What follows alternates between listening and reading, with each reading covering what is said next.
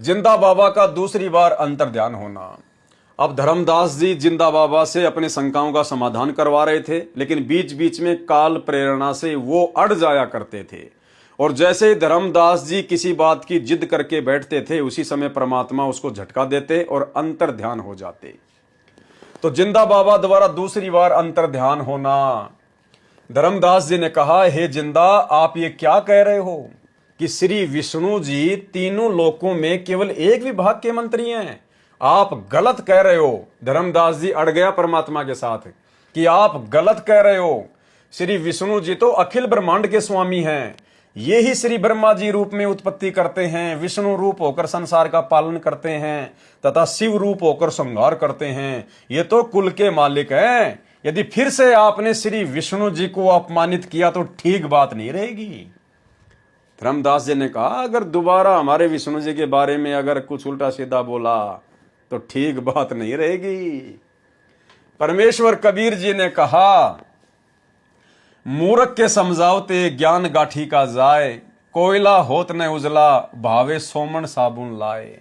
जिस प्रकार कोयले को चाहे सोमन साबुन से घिसो लेकिन वो सफेद नहीं हो सकता, काला का काला रहेगा। इसी प्रकार जो मूर्ख टाइप के व्यक्ति होते हैं ना, उनको चाहे कितना ज्ञान सुना दो, उनके कोई असर नहीं होता। इतना कहकर परमेश्वर जिंदा रूपधारी अंतर्ध्यान हो गए। दूसरी बार परमेश्वर को खोने के पश्चात धर्मदास बहुत उदास हो गए। भगवान विष्णु में इतनी अटूट आस्था थी कि आंखों प्रमाण देखकर भी झूठ को त्यागने को तैयार नहीं थे। कबीर जान बूझ सांची तजे, करे झूठ से ने, ताकि संगत है प्रभु शौपन में भी ना दे। कुछ देर के पश्चात धर्मदास जी की बुद्धि से काल का साया हटा और अपनी गलती पर विचार किया कि सब प्रमाण गीता से ही प्रत्यक्ष किए गए थे। जिंदा बाबा ने अपनी ओर से तो कुछ नहीं कहा। मैं कितना अभागा हूं कि मैंने अपने हठी व्यवहार से देव स्वरूप तत्वदर्शी संत को खो दिया। अब तो वे देव नहीं मिलेंगे, मेरा जीवन व्यर्थ जाएगा। ये विचार करके धर्मदास सिहर उठा, अर्थात कांप उठा, अर्थात भय से कांपने लगा। खाना भी कम खाने लगा, उदास रहने लगा तथा मन मन में अर्जी लगाने लगा, हे देव, हे जिंदा बाबा, एक बार दर्शन दे दो, भविष्य में ऐसी गलती कभी नहीं करूंगा।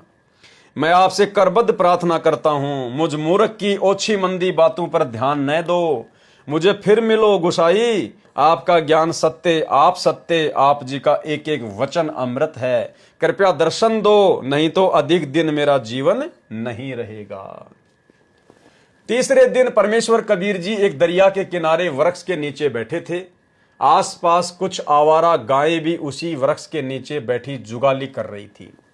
कुछ दरिया के किनारे घास चर रही थी। धर्मदास की दृष्टि दरिया के किनारे पीतांबर पहने संत पर पड़ी। देखा आसपास गायें चर रही हैं। ऐसा लगा जैसे साक्षात भगवान कृष्ण अपने लोक से आकर बैठे हों। धर्मदास उत्सुकता से संत के पास गया तथा देखा ये तो कोई सामान्य संत है। फिर भी सोचा चरण स्पर्श करके फिर आगे बढ़ूंगा। धर्मदास जी ने जब चरणों का स्पर्श किया, मस्तक चरणों पर रखा, तो ऐसा लगा कि जैसे रुई को छुआ हो। फिर चरणों को हाथों से दबा दबा कर देखा तो उनमें कहीं भी हड्डी नहीं मिली। भाई और बहनों, अब आपको इसी के समानांतर एक उदाहरण देते हैं।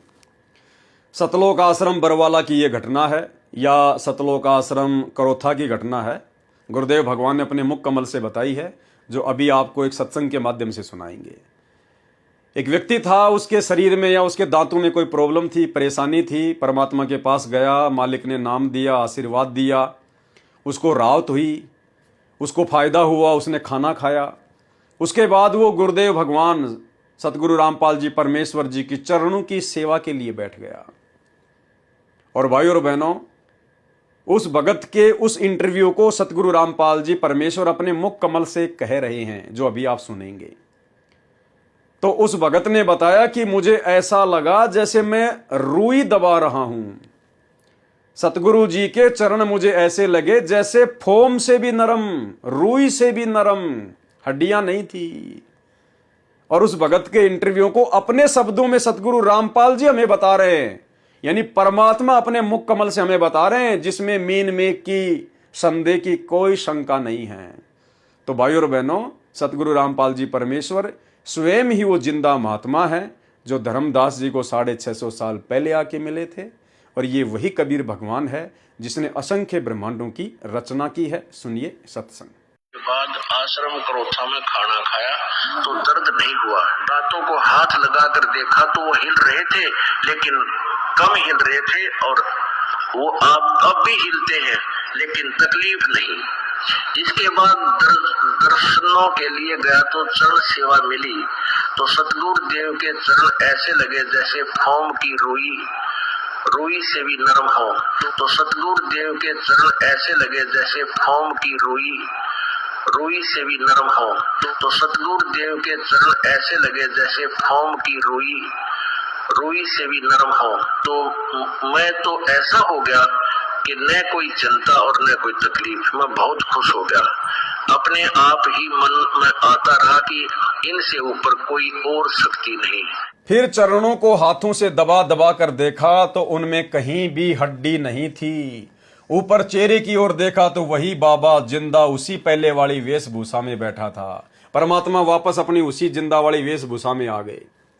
धर्मदास जी ने चरणों को दृढ़ करके पकड़ लिया कि कहीं फिर से न चले जाएं, और अपनी गलती की क्षमा याचना की। कहा कि हे जिंदा, आप तो तत्वदर्शी संत हो। क्या कहा?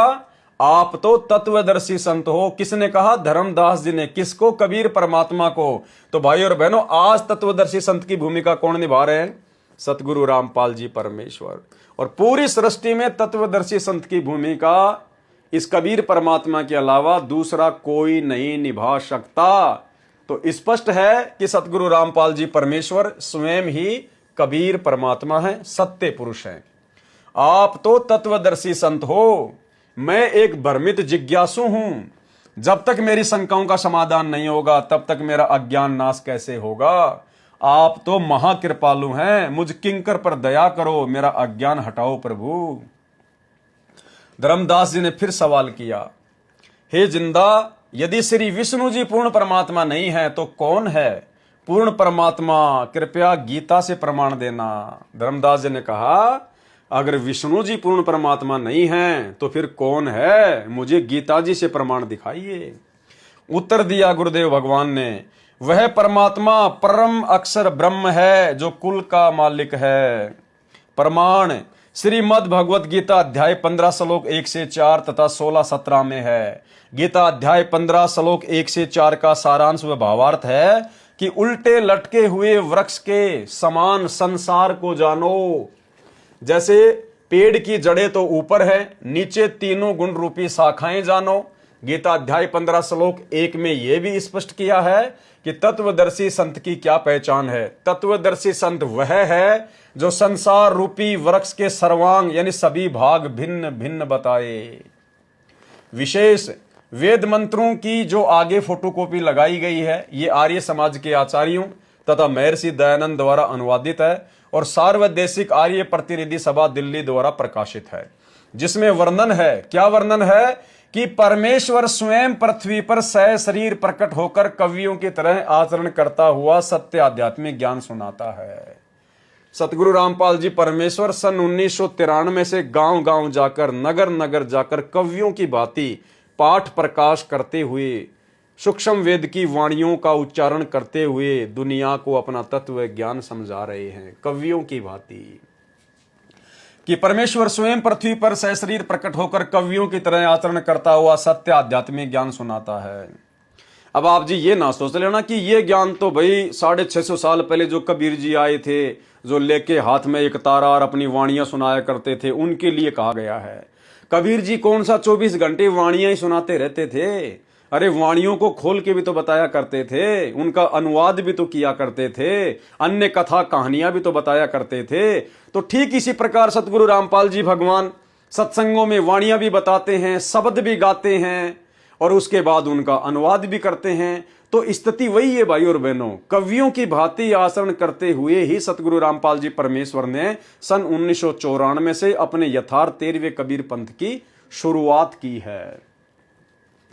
प्रमाण ऋग्वेद मंडल 9 सूक्त 86 मंत्र 26-27, ऋग्वेद मंडल 9 सूक्त 82 मंत्र 1-2, सूक्त 96 मंत्र 16 से 20, ऋग्वेद मंडल नंबर 9 सूक्त 94 मंत्र 1, ऋग्वेद मंडल 9 सूक्त 95 मंत्र 2, ऋग्वेद मंडल 9 सूक्त 20 मंत्र 1, ऋग्वेद मंडल 9 सूक्त 54 मंत्र 3 में इन मंत्रों में कहा है कि परमात्मा सर्व भवनों अर्थात सर्व लोकों के ऊपर के लोक में विराजमान है। जब जब पृथ्वी पर, अब ध्यान से सुनना भाई और बहनों, परमेश्वर की एक और पहचान, तत्वदर्शी संत की एक और पहचान, हमें पता चलेगा कि हमारे गुरुदेव भगवान कौन है। जब जब पृथ्वी पर अज्ञान की वृद्धि होने से अधर्म बढ़ जाता है, जैसे वर्तमान में बढ़ चुका है, तो परमात्मा स्वयं सशरीर चलकर पृथ्वी पर प्रकट होकर यथार्थ अध्यात्म ज्ञान का प्रचार लोकोक्तियों, शब्दों, चौपाइयों, साखियों, कविताओं के माध्यम से कवियों जैसा आचरण करके घूम फिरकर करता है। तो भाई और बहनों, ठीक वर्तमान में पृथ्वी पर अधर्म अपनी चरम सीमा पर है और परम अक्षर ब्रह्म यानी कबीर परमात्मा स्वयं सतगुरु रामपाल जी के रूप में, परमात्मा स्वयं सशरीर चलकर पृथ्वी पर प्रकट होकर यथार्थ अध्यात्म ज्ञान का प्रचार लोकोक्तियों, शब्दों, चौपाइयों, साखियों, कविताओं के माध्यम से, क्योंकि परमेश्वर ने हमें कबीर सागर पढ़ाया, तो कबीर सागर में सारा का सारा ज्ञान लोकोक्तियों, चौपाइयों, दोहों, वाणियों और साखियों के माध्यम से ही समझाया है।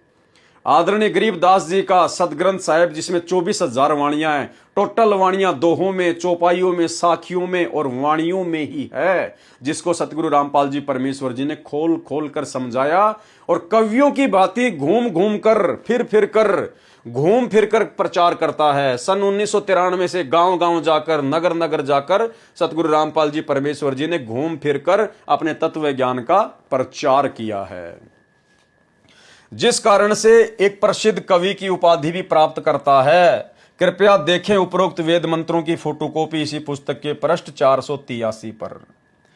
परमात्मा ने अपने मुख कमल से तत्व ज्ञान बोलकर सुनाया था और आज सुना भी रहे हैं। उसे सूक्ष्म वेद कहते हैं, उसी को तत्व ज्ञान भी कहते हैं। तत्व ज्ञान का प्रचार करने के कारण परमात्मा तत्वदर्शी संत भी कहलाने लगता है। देख लो भाई और बहनों, तत्वदर्शी संत कौन कहलाता है? तत्व ज्ञान का प्रचार करने के कारण परमात्मा तत्वदर्शी संत भी कहलाने लगता है। तो आज तत्वदर्शी संत कौन कहला रहे हैं? सतगुरु रामपाल जी। तो कौन हुए सतगुरु रामपाल जी? परमात्मा। तत्व ज्ञान का प्रचार करने के कारण परमात्मा तत्वदर्शी संत भी कहलाने लगता है। उस तत्वदर्शी संत रूप में प्रकट परमात्मा ने संसार रूपी वृक्ष के सर्वांग इस प्रकार बताए। कबीर अक्षर पुरुष एक पेड़ है, क्षर पुरुष वा की डार, तीनों देवा शाखा है, पात रूप संसार। भावार्थ है, वृक्ष का जो हिस्सा पृथ्वी से बाहर दिखाई देता है उसको तना कहते हैं। जैसे संसार रूपी वृक्ष का तना तो अक्षर पुरुष है, तने से मोटी डार निकलती है वह क्षर पुरुष जानो, डार से मानो 3 शाखाएं निकलती हों, उनको तीनों देवता रजगुण ब्रह्मा, सतगुण विष्णु जी तथा तमगुण शिव जी है, तथा इन शाखाओं पर टहनियां व पत्तों को संसार जानो यानी आम व्यक्ति जानो। इस संसार रूपी वृक्ष के उपरोक्त भाग जो पृथ्वी से बाहर दिखाई देते हैं, मूल जड़ें जमीन के अंदर हैं, जिनसे वृक्ष के सर्वांगों का पोषण होता है, सभी अंगों का पोषण होता है। गीता अध्याय 15 श्लोक 16-17 में 3 पुरुष कहे हैं, श्लोक 16 में 2 पुरुष कहे हैं, क्षर पुरुष तथा अक्षर पुरुष दोनों की स्थिति ऊपर बता दी है। गीता अध्याय 15 श्लोक 16 में भी कहा है कि क्षर पुरुष तथा अक्षर पुरुष दोनों नासवान हैं, जन्म मृत्यु में हैं। इनके अंतर्गत जितने भी प्राणी हैं वे भी नासवान हैं, परंतु आत्मा तो किसी की भी नहीं मरती।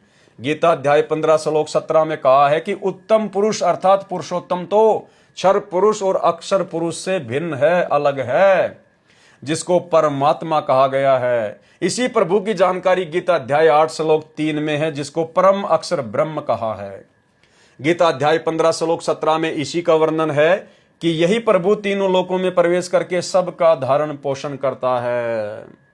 ये वास्तव में अविनाशी परमेश्वर है, मूल से ही वृक्ष की परवरिश होती है, इसलिए सबका धारण पोषण करने वाला परम अक्षर ब्रह्म है। जैसे पूर्व में गीता अध्याय 15 श्लोक 104 में बताया है कि ऊपर को जड़ यानी मूल वाला, नीचे को शाखा वाला संसार रूपी वृक्ष है, जड़ से ही वृक्ष का धारण पोषण होता है। इसलिए परम अक्षर ब्रह्म जो संसार रूपी वृक्ष की जड़ अर्थात मूल है, यही सर्व पुरुषों प्रभुओं का पालनहार, इनका विस्तार रचना करने वाला है, सर्जनहार है, यही कुल का मालिक है।